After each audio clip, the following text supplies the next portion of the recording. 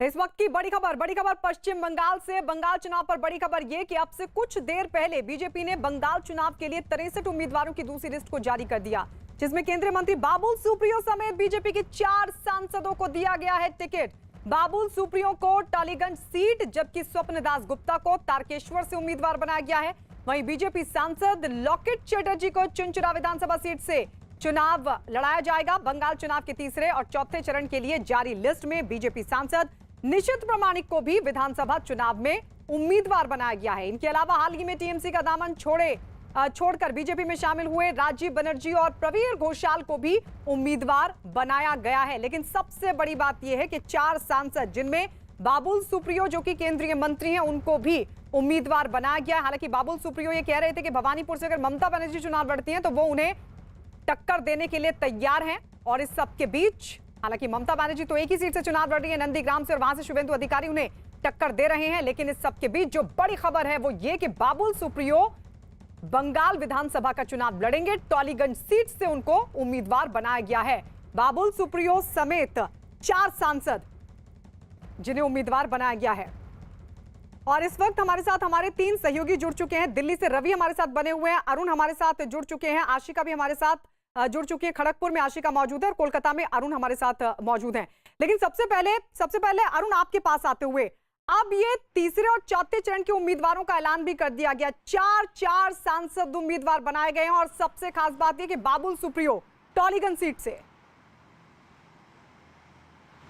देखिए, बड़ी बात यह है कि बीजेपी ने सबसे जो बड़ी क्राइटेरिया रखी है विनेबिलिटी की रखी है। जीतेगा कौन, चाहे वो सांसद हो, चाहे वो विधायक हो, चाहे वो केंद्रीय मंत्री हो, अगर उस सीट पर वो जीत सकता है तो उसको ही टिकट दिया गया है। इससे फायदे कई होते हैं। देखिए, पहला फायदा तो ये होता है कि अगर बड़ा नेता लड़ता है तो उसके पीछे कार्यकर्ता मोबिलाइज होते हैं। उनको लगता है कि इस सीट आसानी से निकल सकती है, तो जो विरोधी उम्मीदवार होता है वो थोड़ा बैकफुट पर भी जाता है। अब बाबुल सुप्रियो इतना बड़ा चेहरा है, जाना माना नाम है, केंद्र में मंत्री है, अगर वो किसी विधानसभा में जाकर के प्रचार करे तो जो विरोधी पक्ष का उम्मीदवार होता है वो पहले ही सख्ते में आ जाता है। तो बीजेपी इस तरह के चेहरे, लॉकेट चैटर्जी की बात आप करिए, बीजेपी ऐसे चेहरों पर दाव लगा रही है। और होगा क्या, अगर विधानसभा चुनाव ये जीत गए और अच्छी खासी मेजॉरिटी बीजेपी को मिल गई तो ये सांसद बने रहेंगे, मंत्री बने रहेंगे, इनकी जगह पर उपचुनाव करा के बीजेपी किसी और को लाएगी। और अगर ये हार गए तो कोई फर्क पड़ने वाला नहीं, क्योंकि तब तक नतीजे आने के बाद मॉरल पे कोई फर्क नहीं पड़ता है। तो बीजेपी ने एक अच्छा दांव खेला है जरूर जमीन पर, कि अपने जो सबसे मजबूत चेहरे हैं, बड़े कार्यकर्ता रहे हैं, जो मंत्री हैं या जिम्मेदार पदों पर हैं, उनको मैदान में उतार करके वहां कम से कम वो सीट सिक्योर करने की या कड़ा मुकाबला देने की कोशिश जरूर की।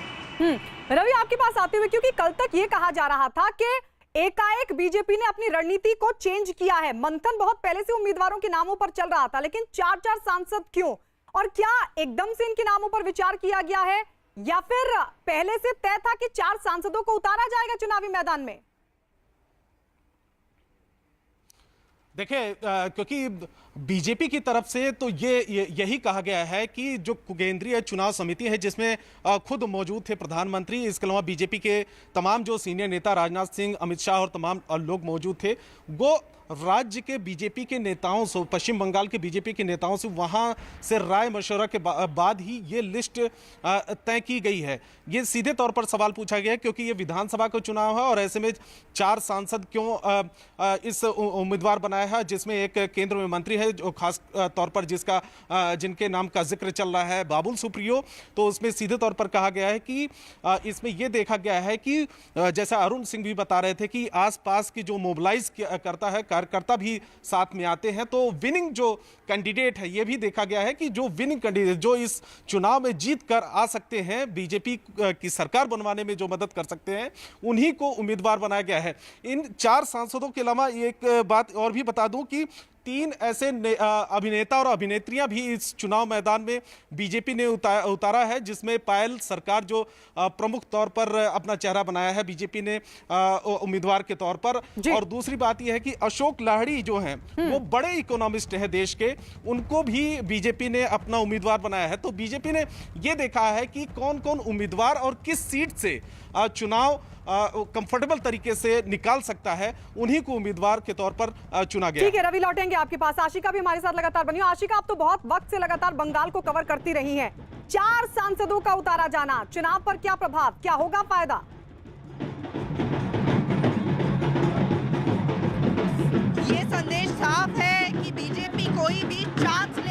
जाती है, इसलिए सांसदों को भी मैदान में उतारा गया है और इसीलिए पूरी ताकत झोंकते हुए बीजेपी के बड़े नेता आए दिन बंगाल आ रहे हैं। कोलकाता से करीब करीब 4 घंटे की दूरी पर खड़गपुर है, जहां पर आज गृह मंत्री खुद आ रहे हैं एक रोड शो के लिए। यहाँ की तस्वीरें मैं आपको दिखाऊं जो तैयारी की है। प्रधानमंत्री के कटआउट, गृह मंत्री के कटआउट, जेपी नड्डा के कटआउट, दिलीप घोष के कटआउट लेकर के हाथ पर ये झूम रहे हैं बीजेपी के कार्यकर्ता। ढोल बज रहे हैं, ढाक बज रहे हैं, जो बीजेपी के कार्यकर्ता है प्रधानमंत्री नरेंद्र मोदी के मुखौटे लगा करके, और ये जो रोड शो है इसमें भाग लेने के लिए आए हैं।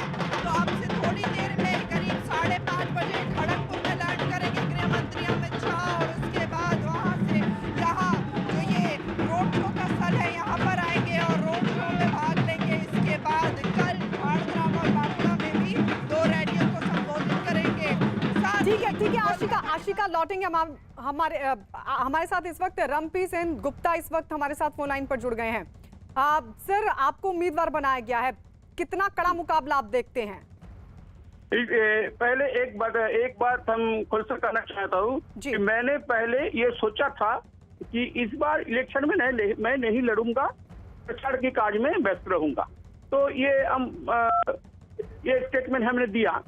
तो हमारी दल की जो लीडरशिप, जो नेतृत्व है, केंद्रीय नेतृत्व, राज्य नेतृत्व, वो सब हमको ये अनुरोध किया कि भाई साहब ये सिद्धांत आप बदल लीजिए और इस बार आप लड़ लीजिए इलेक्शन में। तो मैं मेरा सिद्धांत बदल लिया मैंने, और मैं ये सिद्धांत लिया कि हावड़ा दक्षिण केंद्र में जहाँ पर हमको उन्हें कैंडिडेट सिलेक्ट किया, तो वही केंद्र से मैं लड़ूंगा। ये डिसीजन मैंने लिया।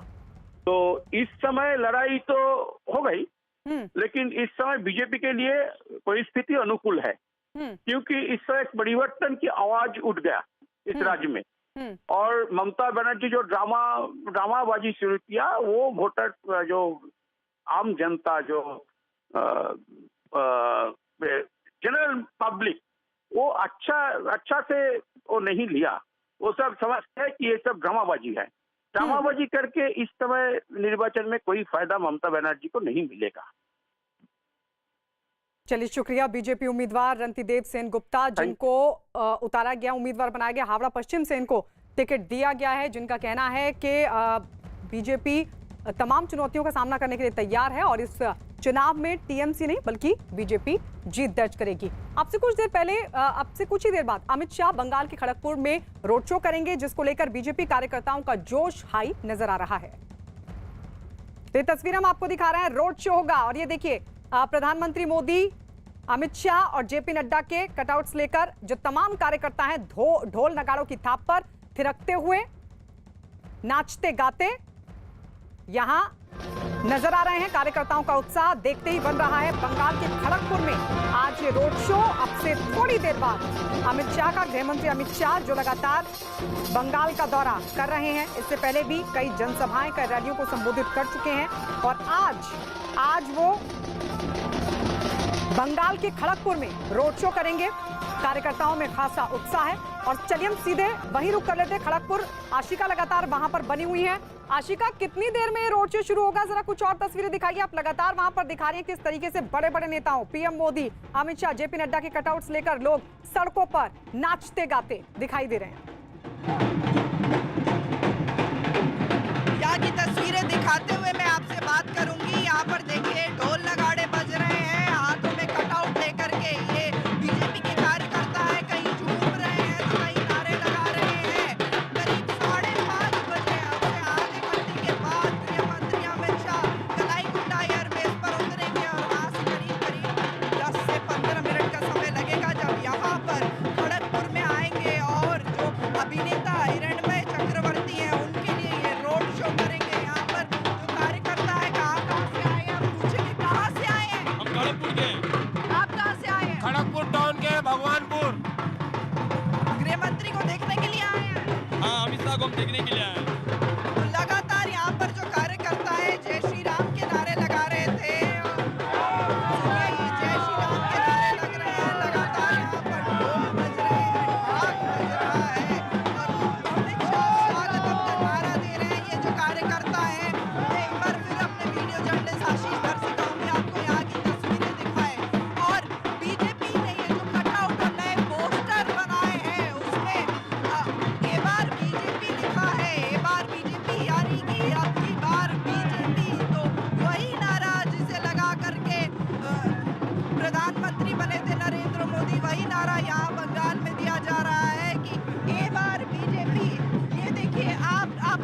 फोटो लगाया है नरेंद्र मोदी का, क्यों? हमारे मोदी सरकार बीजेपी के हैं, हम उसके से बहुत खुश हैं। हमारे अमित शाह आ रहे हैं, इसके लिए हम बहुत खुश हैं। हम लोग मलिंचा रोड में रहते हैं, भगवानपुर में, हम लोग बीजेपी के सरकार है। नाच के दिखाइएगा हमें, हाँ? नाच के दिखाएंगे, नाच के।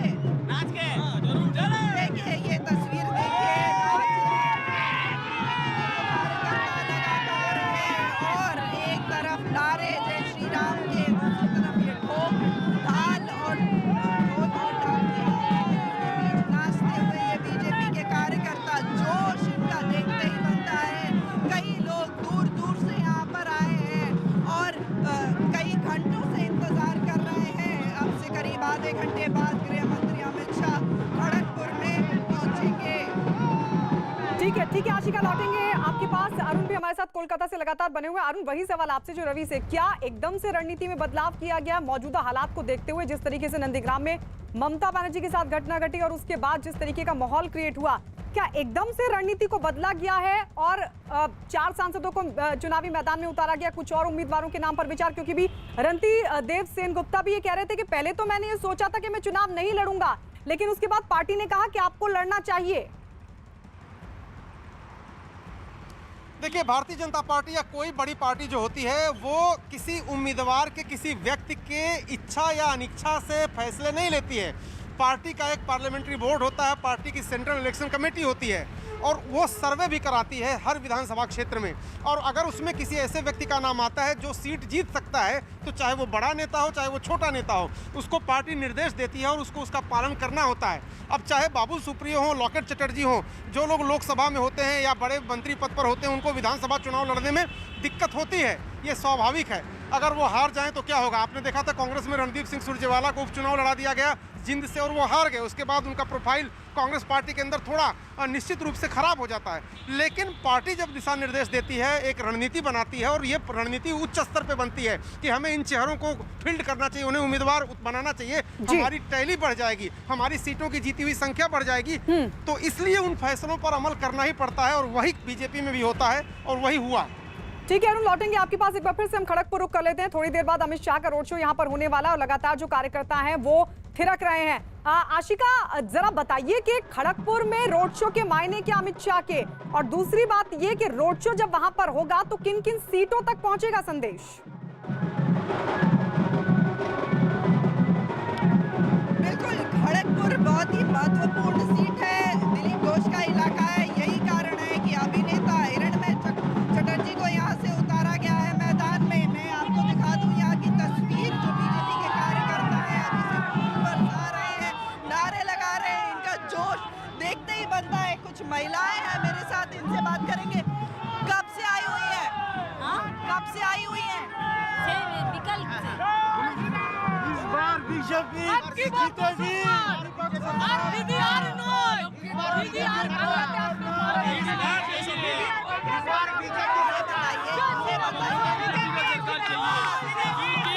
हम लोग चाहते हैं कि बंगाल में बीजेपी का सरकार लहरे। नारे लगातार लग रहे हैं। मैं ये पूछना चाह रही हूँ आपसे कि कोलकाता में तो नारे लग रहे हैं कि भागा पाए खेला होबे। हमरा भी चाची की खड़गपुरे खेला होबे, बीजेपी खेला होबे, खेलबो भालो करे खेलबो, बीजेपी खेला होबे और हमरा कमल खिलाबो बंगाले। कमल खिलाबो भालो करे। कोलकाता में नारे लग रहे हैं कि भागा पाए खेल होगा और यहाँ पर भी खेला होबे के नारे लग रहे हैं। महिलाएं जो है, महिला कार्यकर्ता कई घंटे से, कितने देर से आए हुए हो? कितने देर से आए हो? बहुत देर से आए हैं हम लोग। क्यों आए हो? बीजेपी का अच्छा लगता है इसलिए आए हैं हम लोग। আমরা बीजेपी के बीजेपी ভালো কাজ করেছে। तो एक तरफ तो कलकत्ता में नारे लग रहे हैं कि भागा पाए खेला होबे। हाँ, এখানেও খেলা হবে।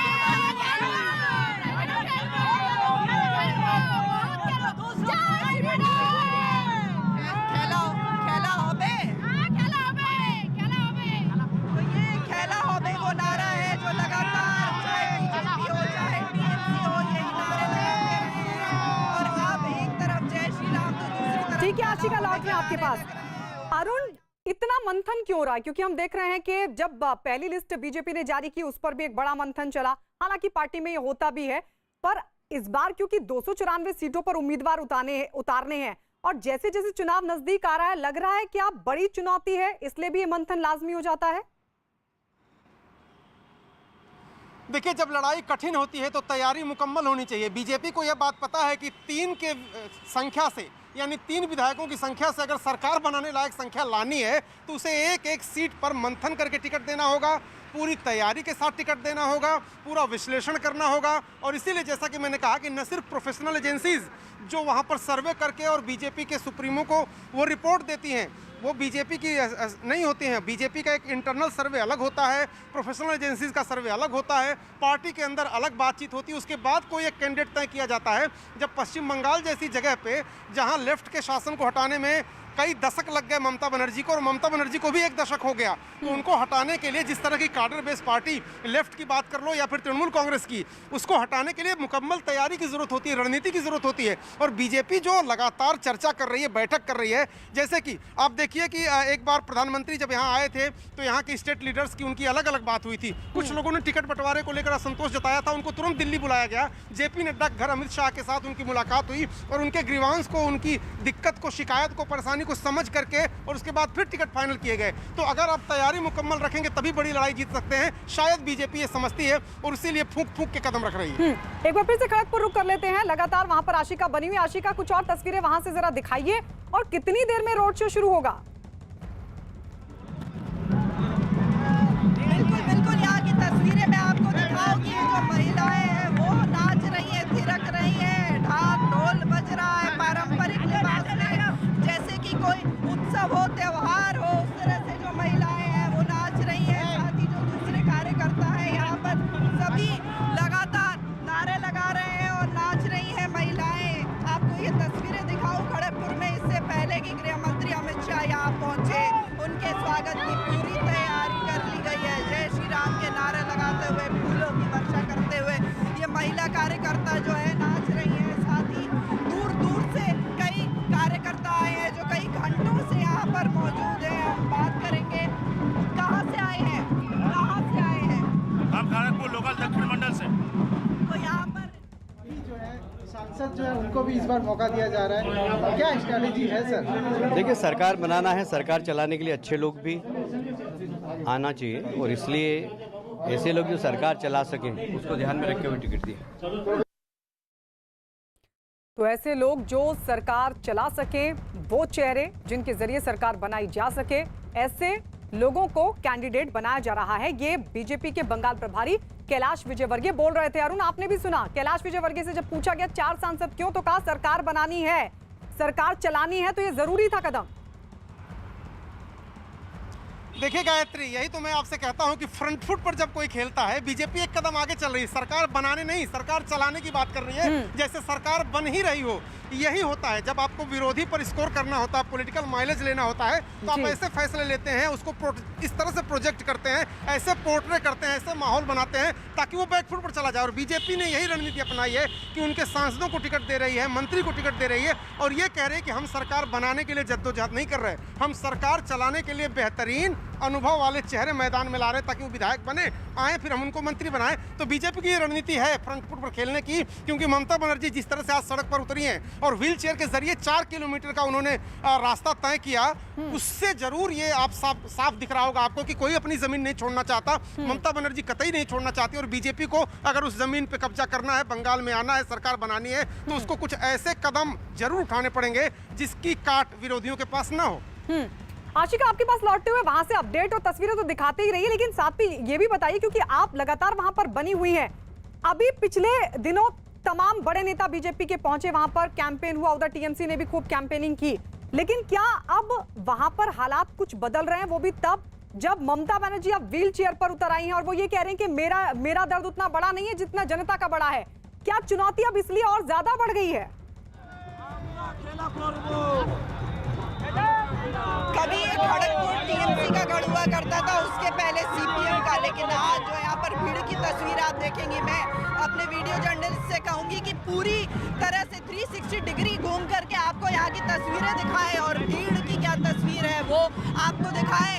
और यहाँ पर जहाँ तक आपकी नजर जाएगी वहां तक आपको ये झंडे पार्टी के कटआउट प्रधानमंत्री के, गृह मंत्री के, जेपी नड्डा के और बलून्स बीजेपी के रंग के आपको दिखेंगे। बीजेपी के कार्यकर्ता नरेंद्र मोदी प्रधानमंत्री का मुखौटा लगा करके यहाँ पर झूम रहे हैं, नाच रहे हैं, जय श्री राम के नारे लग रहे हैं। तो ये कभी टीएमसी का गठबंधन करता था, आज जहाँ तक आपकी नजर जाएगी वहाँ यहाँ भगवा लहरा रहा है।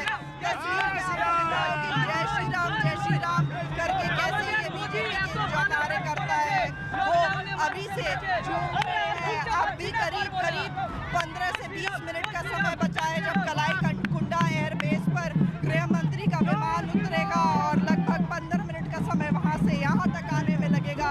तो 5:45 से 6 के बीच यहाँ पर गृह मंत्री नरेंद्र मोदी, गृह मंत्री अमित शाह आएंगे और यहाँ पर जो ये रोड शो है उसको शुरू करेंगे। बिल्कुल आशिका, लगातार हम आपसे अपडेट लेते रहेंगे। तो आशिका, तस्वीरें दिखा रही खड़गपुर जहां पर अमित शाह का रोड शो होना है और किस तरीके से कार्यकर्ताओं में उत्साह है। बड़ी संख्या में कार्यकर्ता इस वक्त खड़गपुर में ढोल नगाड़ों की थाप पर थिरकते हुए नजर आ रहे हैं। आपसे कुछ ही देर बाद अमित शाह बंगाल के खड़गपुर में रोड शो करेंगे जिसको लेकर बीजेपी के कार्यकर्ताओं का जोश हाई है। उधर असम के दौरे पर पहुंचे अमित शाह ने कांग्रेस पर बड़ा हमला किया। तिनसुकिया में एक रैली को संबोधित करते हुए उन्होंने कांग्रेस पर देश को तोड़ने वाली ताकतों के साथ चुनाव जीतने के लिए गठबंधन करने का आरोप लगाया। भारत माता की, भारत माता की, भारत माता की, भारत माता की, भारत माता की, भारत माता की, भारत माता की, भारत माता की। काजीरंगा का हमारा जंगल हो चाहे सत्र भूमि हो, एक घुसपैठियों ने अतिक्रमण कर रखा था। ये एंक्रोचमेंट के कारण आसाम की जनता का अधिकार जाता। भारतीय जनता पार्टी की सरकार, मुख्यमंत्री सर्बानंद सोनोवाल और हेमंत बिस्वा शर्मा ने सत्र भूमि में से भी घुसपैठियों का अतिक्रमण हटाया और काजीरंगा में से भी घुसपैठियों का अतिक्रमण हटाने का काम किया है। मुझे बताइए भाई, इतने साल से कांग्रेस की सरकार थी, कभी ये कर पाए थे क्या? ये करना चाहते थे क्या? वो कभी नहीं चाहते, क्योंकि उनको तो घुसपैठियों में अपना मत नजर आता है, वोट नजर आता है। Bharatiya Janata party vote bank की राजनीति नहीं करती। हम चुनाव जीतने के लिए बदरुद्दीन अजमल को लेकर समाधान नहीं कर सकते हैं। मित्रों, कांग्रेस पार्टी किस प्रकार की पार्टी? केरल में उन्होंने समाधान कर दिया मुस्लिम लीग के साथ, जिस मुस्लिम लीग ने देश को तोड़ने का काम किया, इसके साथ समाधान किया। यहां बदरुद्दीन अजमल के साथ समाधान किया। बंगाल के अंदर फुरफुरा शरीफ के नेता के साथ समाधान किया। एक कांग्रेस पार्टी मित्रों, वो जीतने के लिए किसी भी स्तर पर जा सकती है। भूपेन हजारिका को मैं जरूर याद करना चाहता हूं मित्रों, क्योंकि भूपेन हजारिका वो व्यक्ति थे जिन्होंने आसाम के संगीत और संस्कृति को दुनिया भर में सम्मान दिलाने का काम किया था। कांग्रेस को 15 साल तक यहां से आपने प्रधानमंत्री दिया। डॉक्टर मनमोहन सिंह 15 साल तक प्रधानमंत्री रहे, मगर भूपेन हजारिका को भारत रत्न देने का काम नहीं किया। नरेंद्र मोदी जी ने भूपेंद्र हजारिका को भारत रत्न देने का काम किया और आसाम की जनता की संवेदनाओं का सम्मान किया। कांग्रेस पार्टी वो आएंगे, आपको अलग अलग जाति की बात करेंगे, अलग अलग समुदाय की बात करेंगे, लोगों के बीच में मनमुटाव, भेद, झगड़ा लगाने का प्रयास करेंगे। वो उनकी राजनीति की पद्धति है। राहुल बाबा, आपकी पद्धति आपको मुबारक हो। हम तो नरेंद्र मोदी जी के सबका साथ, सबका विकास, सबका विश्वास के नारे पर चले हैं और उसी नारे पर 5 साल में यहां पर विकास हुआ है। उधर नंदीग्राम में पैर में चोट लगने के बाद आज पहली बार ममता बनर्जी ने चुनाव प्रचार के लिए वो सामने आई। कोलकाता में गांधी प्रतिमा से ममता बनर्जी ने व्हील चेयर पर ही बैठकर हाजरा तक 4 किलोमीटर लंबी यात्रा में हिस्सा लिया। साथ ही मंच से ममता बनर्जी ने सीधे बीजेपी पर हमला बोला। ममता बनर्जी ने कहा कि लोकतंत्र पर हमले से बड़ा कोई दर्द नहीं है और अब लड़ाई बंगाल बचाने की है। इतना ही नहीं, ममता बनर्जी ने अपनी चोट का जिक्र करते हुए कहा कि जीवन में उन्होंने काफी चोटें खाई हैं, लेकिन उनके लिए बंगाल के लोगों का दर्द कहीं ज्यादा है। ममता ने नंदीग्राम के लोगों को सलाम करते हुए कहा कि पैर में चोट भले ही लगी हो, लेकिन वो पूरे राज्य का दौरा करेंगे। पश्चिम बंगाल की मुख्यमंत्री ममता बनर्जी हॉस्पिटल से डिस्चार्ज होने के बाद पहली बार सार्वजनिक मंच का रुख किया है। इस वक्त आप तस्वीरें देख सकती हैं कि सड़क पर लगभग 4 किलोमीटर की नंदीग्राम दिवस के दिन की तृणमूल कांग्रेस की पदयात्रा में वो हिस्सा ले रही हैं। आज नंदीग्राम दिवस है। 2007 में आज ही के दिन किसानों पर पुलिस की फायरिंग हुई थी, जिसमें कई किसान मारे गए थे। उसी की याद में तृणमूल कांग्रेस ने इस पदयात्रा का आयोजन किया है। 4 किलोमीटर की ये पदयात्रा हाजरा में जाके खत्म होगी। पहले कयास लगाए जा रहे थे कि इस पदयात्रा को अभिषेक बनर्जी लीड करेंगे, लेकिन अब ममता बनर्जी फ्रंट से लीड कर रही हैं। और तस्वीरों के जरिए आप देखिए कि एक फ्लाईओवर के बगल से वो निकल रही हैं। तो कोशिश उनकी ये है कि ये संदेश दिया जाए, ये संकेत दिया जाए कि चोट के बावजूद, पॉलिटिकल हमलों के बावजूद वो रुकी नहीं है, वो हारी नहीं है, वो थकी नहीं है। और उनकी लड़ाई, जो उनकी छवि है जुझारू राजनेता की, इसी तरह सड़क पर जैसे वो लड़ती रही हैं पहले, आगे भी लड़ती रहेंगी। और बीजेपी को संकेत और संदेश देने की कोशिश है कि वो हार मानने वाली नहीं है जब तक कि उनका एक सिपाही भी इस मैदान में बचा हुआ है। कैमरामैन जयपाल राउत के साथ अरुण सिंह, न्यूज़ 18 इंडिया, कोलकाता। पश्चिम बंगाल की मुख्यमंत्री ममता बनर्जी पहली बार सार्वजनिक रूप से नजर आई हैं हॉस्पिटल से डिस्चार्ज होने के बाद, और कोलकाता की सड़कों पर व्हीलचेयर के जरिए वो पदयात्रा में हिस्सा ले रही हैं। तृणमूल कांग्रेस की ये पदयात्रा नंदीग्राम दिवस के मौके पर आयोजित की गई है। कहा यह जा रहा था कि अभिषेक बनर्जी इस पदयात्रा को लीड करेंगे, लेकिन ममता बनर्जी खुद पहुंच गई। व्हीलचेयर के जरिए ही 4 किलोमीटर लंबी इस पदयात्रा में वो हिस्सा ले रही हैं। और संकेत, संदेश साफ हैं अपने राजनीतिक विरोधियों के लिए कि वो उस चोट से, जिसको बड़ा मुद्दा बनाया गया, हारने वाली नहीं है, थकने वाली नहीं है। और वो लगातार अपनी लड़ाई सड़कों पर इसी तरह अपने व्यक्तित्व के मुताबिक, अपनी राजनीतिक इतिहास के मुताबिक लड़ती रहेंगी। कैमरामैन जयपाल रावत के साथ अरुण सिंह, न्यूज़ 18 इंडिया, कोलकाता। আমি হুইল চেয়ারে ভাঙা পায়ে আমি সারা বাংলা ঘুরে বেড়াবো আর খেলা হবে।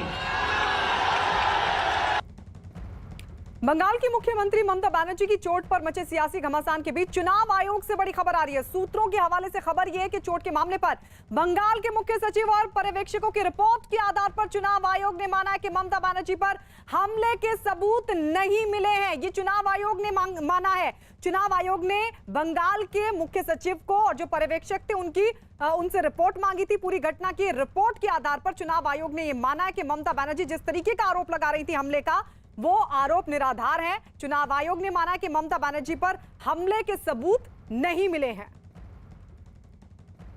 और इस बीच एक बड़ी खबर आपको बता दें, पश्चिम बंगाल से बड़ी खबर। पश्चिम बंगाल के मुर्शिदाबाद में पुलिस को 16 जिंदा बम मिले।